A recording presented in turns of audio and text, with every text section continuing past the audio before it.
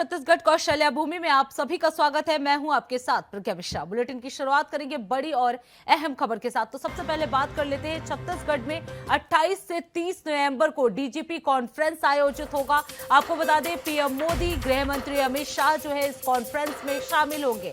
राज्य में सुरक्षा व्यवस्था को लेकर तैयारियां जो है वो पूरी तरह से तेज कर दी गई है।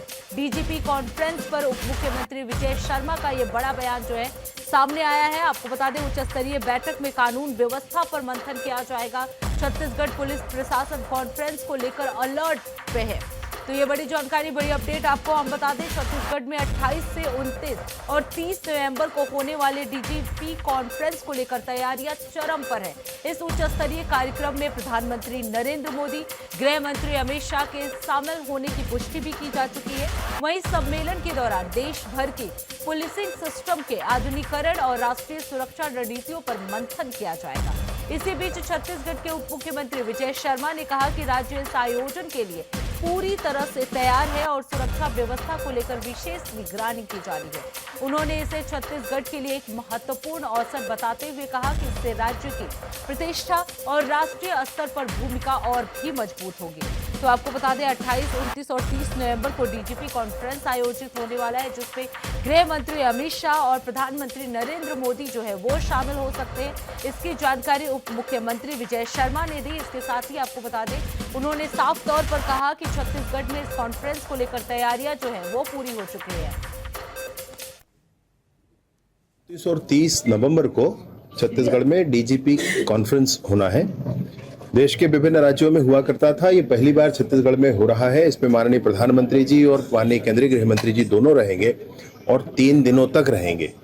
तो बड़ा ही महत्वपूर्ण विषय है। पूरे देश के पुलिसिंग व्यवस्था को कैसे मॉडर्नाइज किया जाए, कैसे विभिन्न प्रक्रियाओं को संशोधित, परिवर्धित, उन्नत करके कानूनी प्रक्रियाओं को आगे बढ़ाने की कोशिश की जाए, इसके लिए ये बहुत महत्वपूर्ण होता है। हमारे प्रदेश में हो रहा है, ये बड़े महत्व का विषय है। इसकी पूरी तैयारियां चल रही हैं। राष्ट्रीय स्तर से भी अधिकारी और हमारे प्रदेश के भी सारे अधिकारी इसमें लगे हुए हैं। माननीय मुख्यमंत्री जी स्वयं इसकी समीक्षा कर रहे हैं।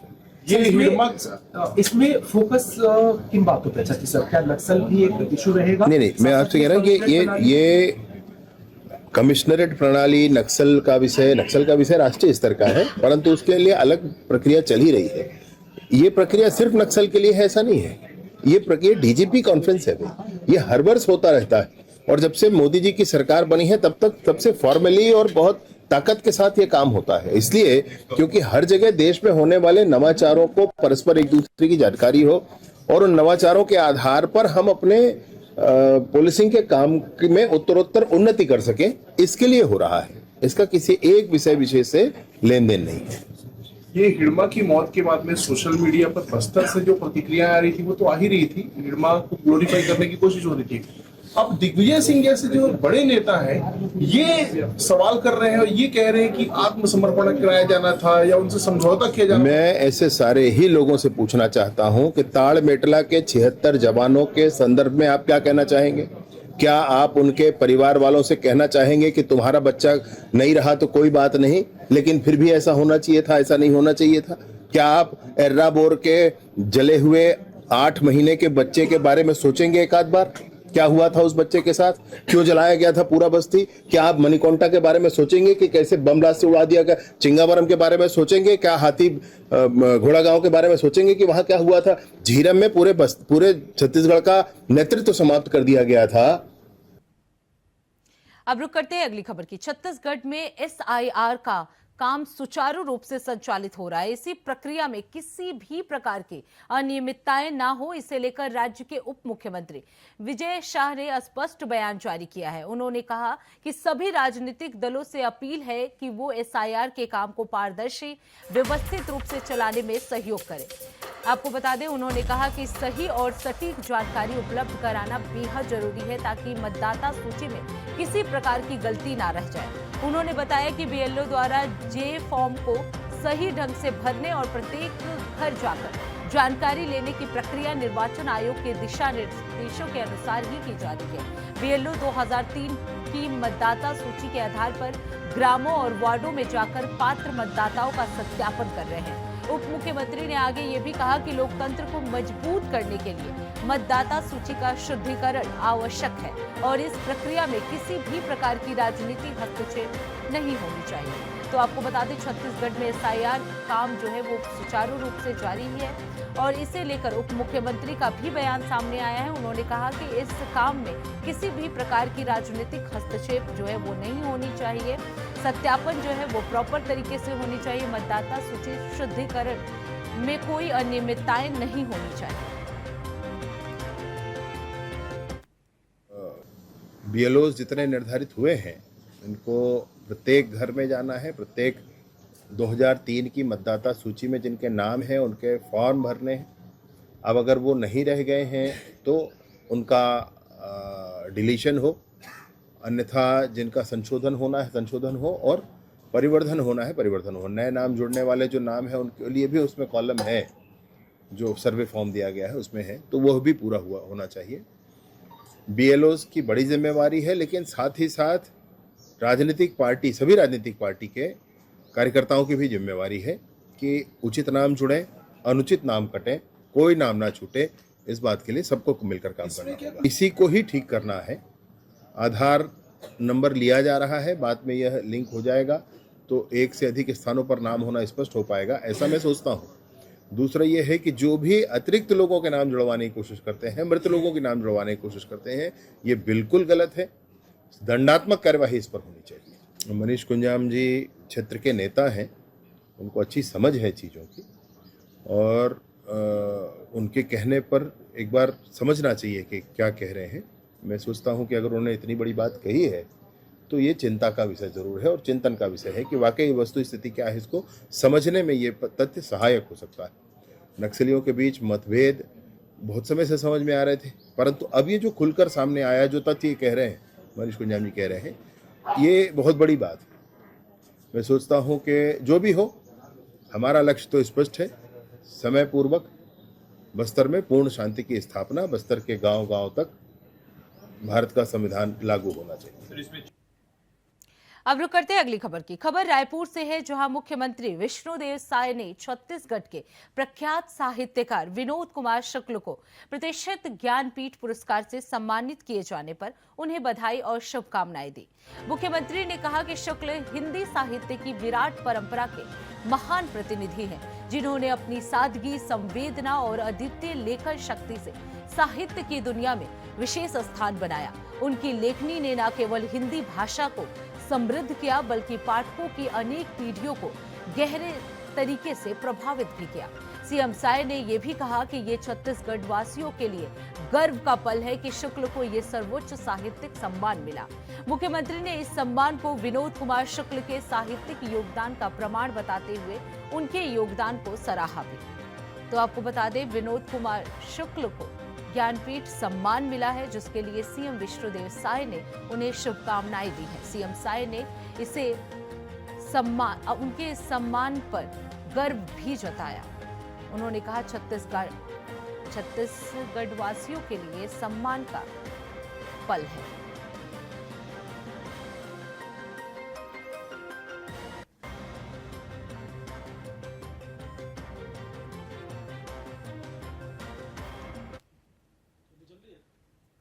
अब रुक कर लेते हैं अगली खबर की। खबर रायपुर से है, जहां मंत्री ओपी चौधरी ने राज्य स्तरीय आवास मेला के संबंध में प्रेस कॉन्फ्रेंस यानी पीसी आयोजित की है। उन्होंने बताया कि यह आवास मेला 23, 24 और 25 नवंबर को बीटीआई ग्राउंड में होगा। मंत्री ने कांग्रेस सरकार के कार्यालय में राज्य के आवासीय संस्थाओं की स्थिति का जिक्र करते हुए कहा कि सीजीएमएससी, एनआरडीए, आरडीए और हाउसिंग बोर्ड सभी की हालत खराब थी। उन्होंने बताया कि इन संस्थानों को बचाने के लिए वित्तीय पहल की गई है और 790 करोड़ रुपए का लोन हाउसिंग बोर्ड पर चढ़ा था, जिसे एक मुश्त भुगतान करके हल किया गया है। वित्त मंत्री ने बताया कि 10 साल पुरानी प्रॉपर्टी नहीं बिक पाई क्योंकि पॉलिसी में गलती थी। इसे समझते हुए विभाग ने नीति में बदलाव किया और बुकिंग पॉलिसी में सुधार करते हुए ये सुनिश्चित किया कि जहां डिमांड है वहीं कंस्ट्रक्शन होगा। तो आपको बता दें, छत्तीसगढ़ में राज्य स्तरीय आवास मेला का आयोजन किया जाएगा राज्य स्तरीय आवास मेला को लेकर प्रेस कॉन्फ्रेंस किया गया है। वित्त मंत्री द्वारा बीटीआई ग्राउंड में ये पूरे मेले का आयोजन किया जाएगा। आपको बता दें, मंत्री ओपी चौधरी ने प्रेस कॉन्फ्रेंस में इसकी जानकारी दी है।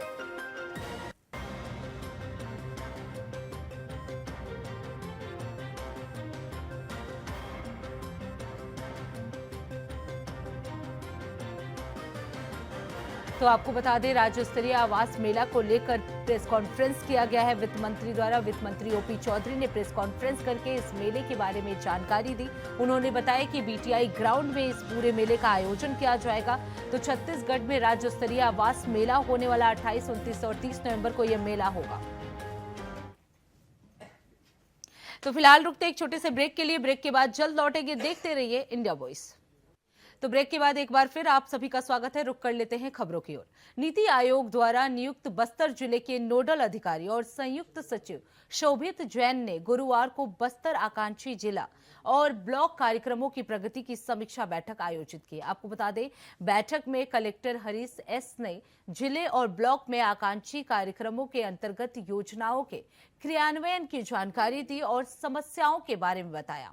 जैन ने शिक्षा, स्वास्थ्य, पोषण, कृषि, आधारभूत संरचना और वित्तीय समावेशन के प्रमुख क्षेत्रों की प्रगति की समीक्षा की। उन्होंने अधिकारियों को निर्देश दिया कि योजनाओं का अधिक प्रभावी क्रियान्वयन सुनिश्चित किया जाए और इंडिकेटर्स की प्रगति में तेजी लाई जाए। इसके अलावा डेटा की सटीकता, नियमित निगरानी पर जोर दिया जाए। बैठक में ब्लॉक स्तर पर चल रही गतिविधियों, उपलब्धियों और सुधार की संभावनाओं पर भी चर्चा की गई। अधिकारियों को लक्ष्य आधारित कार्रवाई करने और समय पर रिपोर्ट प्रस्तुत करने के भी निर्देश दिए गए। तो आपको बता दें, बस्तर में नोडल अधिकारी ने आकांक्षी कार्यक्रम की समीक्षा बैठक की।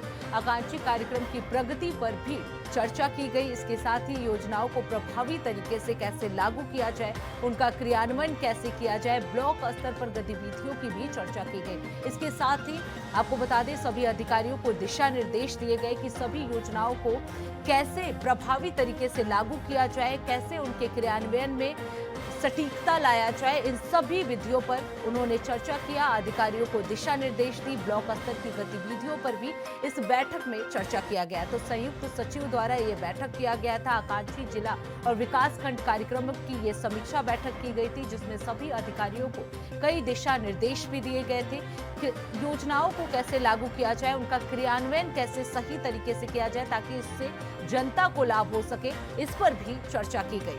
सभी गतिविधियों पर ध्यान रखा गया, सभी गतिविधियों पर चर्चा की गई। ब्लॉक स्तर की जितनी भी गतिविधि थी उस पर विस्तार से बातचीत की गई। अधिकारियों को निर्देश दिए गए कि सभी कार्यक्रमों को बेहतर तरीके से कैसे चलाया जाए, जनता तक सभी योजनाओं का लाभ कैसे पहुंचाया जाए।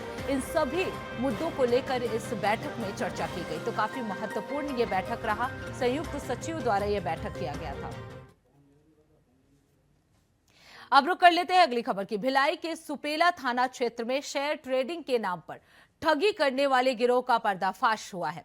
पुलिस ने त्वरित कार्रवाई करते हुए एरिना कैपिटल कंपनी के 2 कर्मचारियों को गिरफ्तार कर लिया है। तो आपको बता दें, आरोपियों पर 77 लाख रुपए की धोखाधड़ी का आरोप था। ये कंपनी लोगों को रकम दोगुनी करने और हर महीने 10% मुनाफा देने का झांसा देकर निवेश करवाती थी। युवक की शिकायत पर पुलिस ने मामले की जांच शुरू की। पूछताछ में दोनों आरोपियों ने अपराध स्वीकार कर लिया है। पुलिस ने कंपनी के कार्यालय से seal pad, CCTV, DVR, computer set, photo frame, banner, note गिनने की मशीन और कई मोबाइल बरामद किए हैं। हालांकि मुख्य आरोपी अभी भी फरार चल रहा है, जिनकी तलाश जारी है। गिरफ्तार आरोपियों को न्यायालय में पेश कर जुडिशियल रिमांड पर भेजा गया है। तो ये बड़ी जानकारी आपको बता दें, भिलाई में शेयर ट्रेडिंग के नाम पर बड़ी ठगी हुई है। 77 लाख की ये धोखाधड़ी हुई है, जिसमें 2 आरोपियों को पुलिस ने गिरफ्तार कर लिया। पुलिस ने ठगी में कई सामान बरामद किए हैं। हालांकि जो मुख्य आरोपी है वो अभी भी फरार चल रहा है। कुछ आरोपियों को इस मामले में गिरफ्तार कर लिया गया है। 2 आरोपी इस मामले में गिरफ्तार हुए हैं, जिन्होंने अपना अपराध जो है वो कबूल कर लिया है। तलाश जो है मुख्य आरोपी की लगातार जारी है। आपको बता दें, पुलिस ने इसमें बड़ी सफलता जो है वो हासिल की है। 77 लाख की धोखाधड़ी में 2 आरोपियों को गिरफ्तार कर लिया गया है। शेयर ट्रेडिंग को लेकर ये धोखाधड़ी हुई थी। थाना सुपेला क्षेत्र में इस मृतिनगर चौकी क्षेत्र में एक अरीना कॉकटेल कंपनी खुली हुई थी, जिसमें शेयर ट्रेडिंग के नाम पर लोगों से पैसे जमा कराए जा रहे थे। लोगों को झांसा दिया जा रहा था कि जितने पैसे आप जमा करोगे बहुत कम समय में हम उसको दोगुना करके देंगे। इसी क्रम में प्रिंस चंद्राकर से 21 लाख रुपए और यतीन चंद्राकर से 56 लाख रुपए जमा कराए गए थे। कुल 77 लाख रुपए वहां जमा की गई थी, जिस पर किसी प्रकार का कोई वापसी उनसे नहीं किया गया। तो प्रार्थी ने आकर के रिपोर्ट दर्ज कराया, जांच किया गया। जांच पर यह पाया गया कि लोगों से ज्यादा मुनाफे का झांसा दे करके शेयर ट्रेडिंग के नाम पर पैसे जमा कराए गए, जिस पर अपराध पंजीबद्ध किया गया है। आज 2 आरोपियों को गिरफ्तार किया गया है। उनके ऑफिस से उनके मॉनिटर, लैपटॉप, सीपीयू सब जब्त किया गया है। सर, शुरुआती जांच में भी कितने लोगों के साथ ठगी करने की बात सामने आई? अभी 2 प्रार्थी 77 लाख रुपए ठगाने का एफआईआर हुआ है। और भी लोग हैं जो हमारे संपर्क में आए हैं, जिन्होंने बताया है कि उनसे भी लाखों रुपए की ठगी की गई है। सर, मुख्य आरोपी? इसमें मुख्य आरोपी अभी बाहर है, फरार है, जिसकी पतासाजी की जा रही है। जल्द ही सभी आरोपियों को पकड़ा जाएगा। अब रुक करते हैं अगली खबर की। खबर बस्तर से है, जहां यूथ कांग्रेस की राष्ट्रीय महासचिव प्रीति मांझी के एक सोशल मीडिया पोस्ट ने बड़ा विवाद खड़ा कर दिया है। आपको बताया जा रहा है कि प्रीति मांझी ने खूंखार नक्सली कमांडर मांडवी हिडम्बा के समर्थन में लाल सलाम कामरेड हिडम्बा लिखकर पोस्ट किया है। हिडम्बा वही नक्सली था जिसे झीरम घाटी हमले समेत 26 से अधिक नरसंहारों का मास्टरमाइंड माना जाता है। झीरम घाटी हमले में कांग्रेस के शीर्ष नेता शहीद हुए थे। ऐसे में उसी व्यक्ति के समर्थन में कांग्रेस के पदाधिकारी का पोस्ट पार्टी के भीतर भी तीखी प्रतिक्रिया का कारण बन रहा है। हिडम्बा को कुछ समय पहले आंध्र प्रदेश के गेराउंड फोर्स ने उसकी पत्नी सहित 6 नक्सलियों के साथ ढेर कर दिया था। प्रीति मांझी के पोस्ट के बाद अब बीजेपी नेता और झीरम घाटी हमले में घायल रहे डॉक्टर चौलेश्वर चंद्रकार ने कड़ी आपत्ति जताई है। उन्होंने कहा, ये शहीदों का अपमान है और ऐसे बयानों पर गंभीर कार्रवाई की जानी चाहिए। तो आपको बता दें, हिडम्बा के समर्थन में प्रीति मांझी का विवादित पोस्ट सामने आया है, जिसके बाद से जो शहीद हैं उसके घर वाले जो है वो नाराजगी जता रहे हैं। मास्टरमाइंड पर टिप्पणी से पूरे राज्य में बवाल हो चुका है। ग्राउंड फोर्स में हिडम्बा को ढेर किया गया था, जिसको लेकर डॉक्टर चंद्रकांत मांझी के पोस्ट पर आपत्ति जताई है।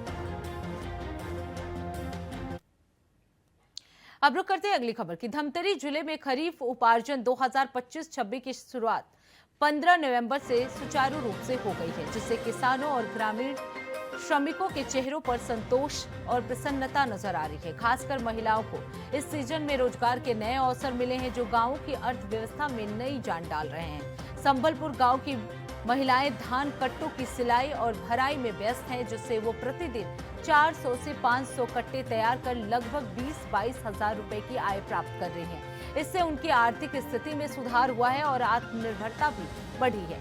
महिलाओं को अब बाहरी मजदूरी पर निर्भर नहीं रहना पड़ता, क्योंकि धान खरीदी केंद्रों में उन्हें सुरक्षित और सम्मानजनक रोजगार मिल रहा है। इस प्रक्रिया ने न केवल किसानों की आय बढ़ाई है, बल्कि ग्रामीण इलाकों में रोजगार के व्यापक अवसर भी सृजित किए हैं।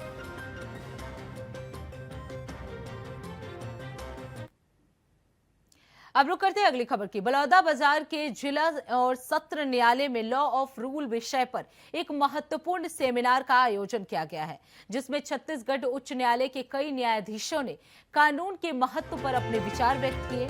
सेमिनार की शुरुआत न्यायमूर्ति रमेश सिन्हा ने अपनी मां सरस्वती के पूजन के साथ की। उन्होंने कहा कि जिस देश में कानून का राज होता है, वहां शांति, स्थिरता और मजबूत समाज का निर्माण होता है। न्याय सबके लिए समान होना चाहिए और देश को मजबूत बनाने के लिए कानून का पालन आवश्यक है। न्यायमूर्ति रजनी दुबे ने भी कहा कि देश कानून से चलता है और गरीब वर्ग न्यायपालिका पर सबसे अधिक भरोसा करता है। यदि गरीबों को न्याय नहीं मिलेगा तो समाज कमजोर हो जाएगा।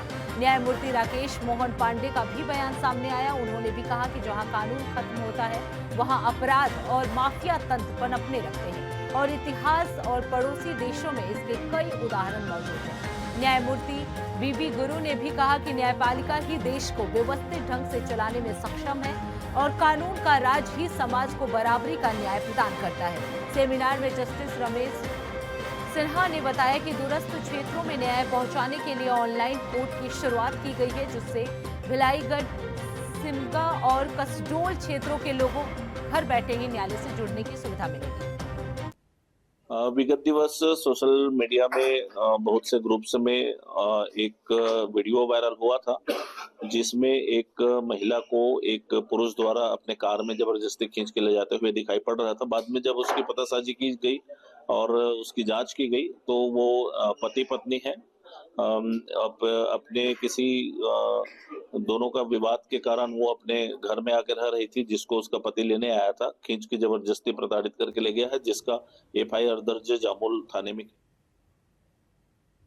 अब रुक कर लेते हैं अगली खबर की। खबर बलौदा से है, जहां तहसील के नवागांव क्षेत्र में वन परिप्रेक्ष्य की सरकारी भूमि को लेकर गंभीर अनियमितताओं के आरोप सामने आ रहे हैं। आपको बता दें, स्थानीय लोगों के अनुसार भू माफियाओं द्वारा धान में मिली भूमि की अवैध खरीदी बिक्री, पेड़ों की कटाई और प्लांट से निकाली गई राख को डंप करने जैसी गतिविधियां लगातार बढ़ रही हैं। दान में मिली भूमि के वास्तविक मालिकों को अक्सर इस गैर कानूनी लेन देन की जानकारी तक नहीं होती।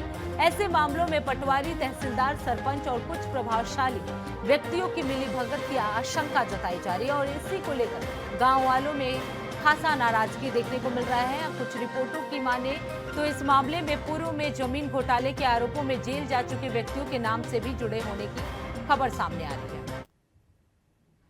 वो अपने ग्राम पंचायत का सदस्य था, इसीलिए हम लोग इसको ना एनओसी दिए। लगभग हो गया होगा 6-7 माह। 6-7 माह हो गया है। किस नाम से एनओसी दिया गया था? उसको सारथी है, उसका नाम तो मैं भूल गया हूँ।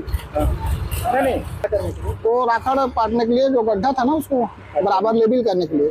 कितने वर्ष पहले दिया गया था एनओसी?